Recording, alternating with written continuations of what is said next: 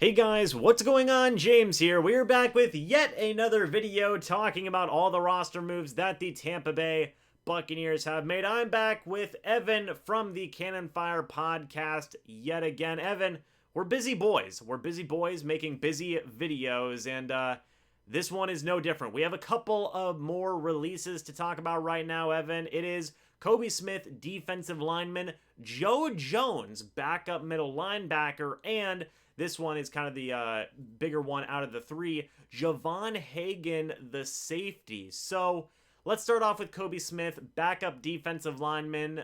Young developmental type guy, was playing both defensive tackle and defensive end. Your quick thoughts on him real quick.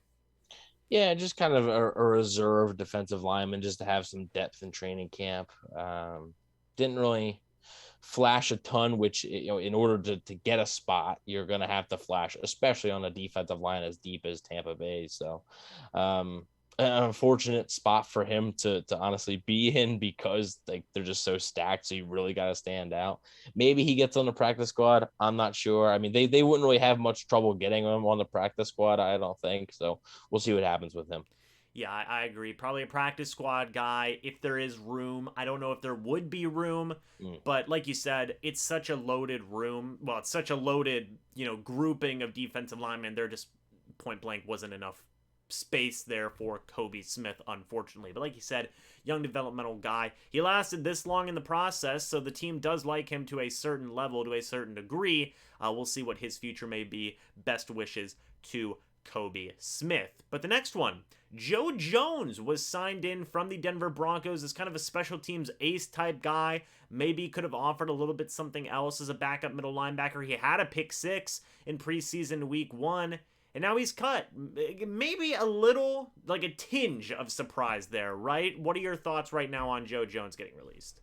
Well, I think to me it signals the chances of Grant Stewart and or KJ Britt making the roster have really increased. I'm still not sure on Stewart just because if he were to make the team, that would mean they're likely keeping five linebackers, five inside linebackers, and that seems like a lot because obviously you have the top three and David, White, and Minter pretty much locked up, and then you assume that KJ Britt, I think he's done enough to make the roster, so that's four.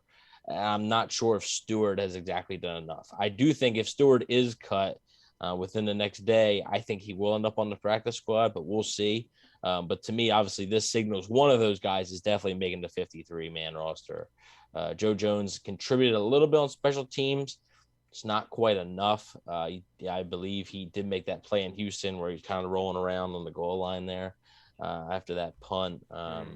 But I just don't think he did enough. Too late in the process. And the pick six was nice. Always making a splash play is going to get everybody's attention. That's what you need to do in the preseason when you're in a position like he is.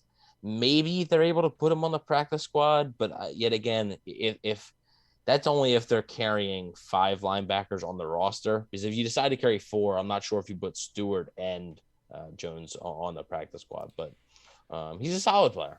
Yeah, this has created a really interesting situation, in my opinion, because I don't remember who had said it. I know Pewter Report had talked about it. Bruce Arians, I believe, had mentioned keeping 10 defensive backs or keeping 10 linebackers, something along those lines. Maybe it's 10 linebackers. Maybe you keep five edge rushers, five middle linebackers. Who knows? Because right now, Chris Cooper's still a guy out there in the secondary that could maybe be a safety. There's some other pieces out there as well. But like you said, I think that this is huge for the chances of Grant Stewart, right? And I'm not just saying that because of bias. I do think that that is beneficial for his chances here to make that final 53-man roster, depending on what the Tampa Bay Buccaneers want to do with all that linebacking grouping, being edge rushers and inside linebackers. We will see. If they do keep Grant Stewart, I could see Joe Jones ending up on the practice squad if he does clear waivers, which maybe there will be a team or two that would be interested in him. But if he does clear, I would expect him to probably land a spot on the practice squad. I think that they have liked enough of what they've seen for special teams play and just kind of having an extra hand at the backup linebacker position if there is injuries. We've seen guys like Kevin Minter have had to come in before and get some reps at a middle linebacker in the past. So maybe Joe Jones could just be an extra hand that they would need to call up if necessary. But this one, a tinge, like I said, a tinge of surprise there for me, just because, there was such a level of expectation for special teams play, right, with Joe Jones. And I think he did good at special teams play, but they have Kevin Minter there. They have KJ Britt, who's looked good as well, and you have Grant Stewart. That's a lot of special teams linebackers right there already. So it was a lot of competition for Joe Jones, but I could see him ending up on the practice squad, like you said. And then finally, the big, one of the more bigger surprises here is Javon Hagan, Evan. We have talked about him at length throughout this offseason. He's looked good, I think, in game time action, getting his hands on the football, forcing a turnover here or there. But tackling was a big issue for him. And it was a concern both on defense and a little bit on special teams as well. I think he looked better on special teams than on defense. What are your thoughts about this move? Yeah, this is one I think he's destined for the practice squad. I don't really think – obviously, it sucks to see him not make the 53-man roster, but, I'm not really concerned about his long-term future in Tampa because I think he's going to be here. Seems like he likes it here. It seems like they like him. It's just a matter of, like you said, I think they wanted somebody – and some of these guys, tackling can be taught, So maybe the coaches think – right now, Hagan's not ready. But if we are able to keep him another year, he's able to go on our practice squad. He's able to practice with us every day. He's able to be in training camp next year. We can get him there, right? And I think that in Hagan's case, I think that is the best case scenario. Like you said, he did flash a little bit. Sometimes good, sometimes bad because, he caught the interception, then fumbled it away. That's something you can't do, right? Yeah, I'm sure that it was in Bruce Arians' mind when trying to consider what to do. Now he's a safety. I was expecting him to make the roster. I kind of was. Makes me wonder if, I know we've talked about it before. Are they going to keep Ross Cockrell at safety permanently? I personally don't think so. But also this could signal maybe a guy like Jordan Whitehead is ready to go, and they don't need the extra safety depth right now. So we'll see what happens, but I do think Javon Hagan will end up on the practice squad. So I know he's a fan favorite, I think. He's been around a little bit. So for anybody concerned about that, I would expect him to be back in some capacity. To talk first on Javon Hagan, in my opinion, and then I want to talk about the implications, because I think there are a few different ways that this could branch out, But to talk on Javon Hagan first, like you said, guy's been here for a couple of years. A lot of fans like him. Probably a lot of fans are going to be surprised about this. I was a little surprised about this. I thought, like you said, I thought he had a pretty decent chance to make the roster. The defense, that was hot and cold. There were sometimes he looked really good. There were sometimes he was missing tackles, and that was, I think, overall, it was what it was, right? I don't think that was going to, put the nail in the coffin for him to make the roster or not make the roster. Special teams play, overall, I thought he was doing all right. Bruce Arians had talked about some guys who had, stood out on special teams. I feel like at some points he had mentioned Javon Hagan, but, maybe there's some other guys there that they just simply like more in terms of special teams play in that secondary, right? Dee Delaney is one of those guys potentially. I don't know about Herb Miller. We're still waiting on word with that. But then one name I kind of, want to mention here in a moment, maybe they might keep another defensive back or two above Javon Hagan just simply because of special teams play. In the case of what his future may hold, practice squad spot, it's almost a lock. I don't know if a team would pick him up for their active roster. I don't see that as a big possibility. Maybe the Detroit Lions, who at this point, they don't have any safeties. So maybe them, but I really just don't picture it, right? I think that he's a lock to make the practice squad. Like you said, the coaching staff wants to grow with him. They want to develop him. And ultimately, if the guy can tackle, I think he's got the ball hawking skills to be a potential thing in a starting safety group somewhere down the line.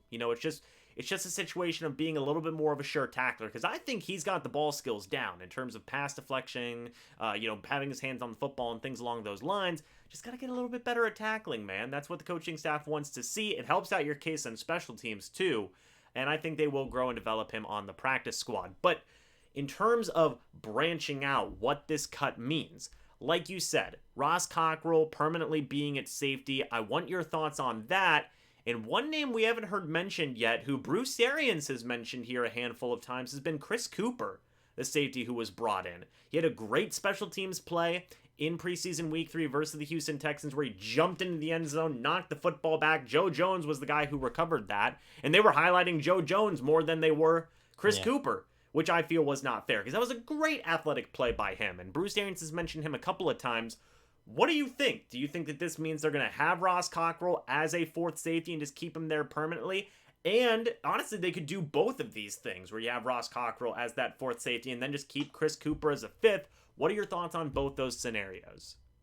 Well, I mean, Chris Cooper, he's kind of come out of nowhere. I mean, didn't really make many plays at all, whether it was camp or the preseason games. But when you're able, they're looking for special teams help. And when you're able to make a special teams play like that, very similar to Ryan Smith in 2016, with the smooth criminal thing, that was a great play. And that, like I said, man, when you make those plays, that's what sticks in the coach's mind. So they're probably considering that right now. And I'm not sure if Chris Cooper's going to make the team, but he might, if he doesn't make the team, that play alone might have earned him a practice squad opportunity. It really may have. As far as Cockrell goes, I personally would just like to move him back to corner, just because I think he's a better corner. He's been, trust me, he's had a great camp at safety. We've all talked about it, but I just think as far as in game goes, I think he's probably a better corner. He has more experience at corner, and I just think they need the depth there a little bit more, especially if Jordan Whitehead is back healthy, which they're hopeful he is. I think that would change things also. But maybe like they use Cockrell kind of like, in baseball, you have this a lot, like a utility guy, basically a guy that can play more than one position and be able to be serviceable at that position. You see some guys in the infield, the guy can play shortstop, and the next day he's playing third base, and the next day he's playing center field. Those types of guys, maybe they envision Cockrell like that. And I mean, that adds even more value to him. So we'll see what happens there. But I think you could maybe see Cockrell get a look at both safety and corner this season. Yeah, I think as it stands, like going into the regular season, I think that Ross Cockrell will be that fourth cornerback, and then they'll put him in at backup safety if there is an injury. I don't know with Chris Cooper. I mean, you have Jordan Whitehead, you have Antoine Winfield Jr., and you have got Mike Edwards as well. Those guys are basically going to be 3 starting rotating safeties. Maybe there is this fourth spot there for Chris Cooper, as just a special teams ace type of guy, kind of like what Ryan Smith was, exactly like what you said. That effort play alone, right, that he had in the back of the end zone, that's the type of things that people stick in their mind. I just remember that Bruce Arians has talked about it a lot with the special teams play and how it's been pretty important. It is very important, and Chris Cooper is one of those guys who showed up. We'll see if that ends up giving him a roster spot. Who knows? We'll have to wait and see. But again, best wishes to Javon Hagan and all of his future endeavors, be with the Bucs or another team. Same thing with Joe Jones and Kobe Smith. Guys, let us know what you think about all these moves down in the comments section down below. And Evan, before we go ahead and finish off this video, do you have any final words? No, just go check out the podcast, Campfire Podcast. Be sure to check out information on our watch party, the Campfire Watch Party, November 14th. It's a Bucs away game. They're facing the Washington football team. It'll be hosted at Berry House. And also, we're going to have Wing Box there, which is a food truck that has amazing wings. So be sure to check that out. And not really a whole lot else. There you go. And I will have links to all that down in the comments section down below. Again, guys, thank you so much for watching this video. I hope you all enjoyed, and there may be more videos today. We don't know. We'll see. We have a lot more content to make as these roster cuts come up, so stay tuned for more. Thank you guys so much for watching. Hope you all enjoyed. We'll see you all in the next video or the next live stream. But until then, and as always, guys, goodbye for now, and go Bucs.